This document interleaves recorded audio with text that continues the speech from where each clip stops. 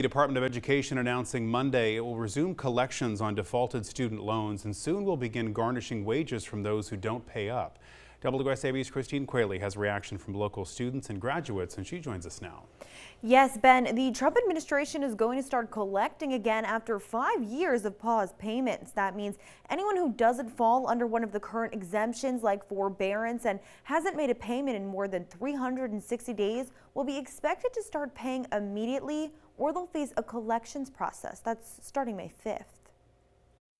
Millions of Americans facing a tight deadline, just under 2 weeks to start paying on their defaulted student loans or face a collections process. The economy is what it is, and you have to make a certain amount of money by a certain point, or you're in debt for the rest of your life. Those who are still in default by May 5th will have payments from the federal government like tax refunds or Social Security benefits withheld. 30 days after that, payments won't just be withheld. Delinquent borrowers will have what they owe taken directly from their wages. I can't imagine having a job and having just taking money out of it when you have to pay for stuff like groceries and your housing. The Department of Education says more than 5 million borrowers are currently in default and 4 million are approaching default status. This is unsustainable, unfair, and a huge liability for American taxpayers.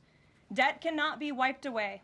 It just ends up getting transferred to others. For the past 5 years, student loan payments were paused due to the COVID-19 pandemic and the Biden administration's attempts to enact student loan forgiveness programs. You never know what rules they could add, and it's my wages are already pretty low, and for you to start taking some loans out of my wages, it's what am I supposed to do? I just feel completely vulnerable, in the state of, I don't know, the economy. Even those who have just begun their journey with higher education are already thinking ahead to how they're going to make their payments. I didn't really know what I was getting myself into. When I realized the costs and how much everything was in total and they told me the amount, I got really stressed out because I'm oh my God, I have all this money that I'm going to need to pay for. So it was really stressful.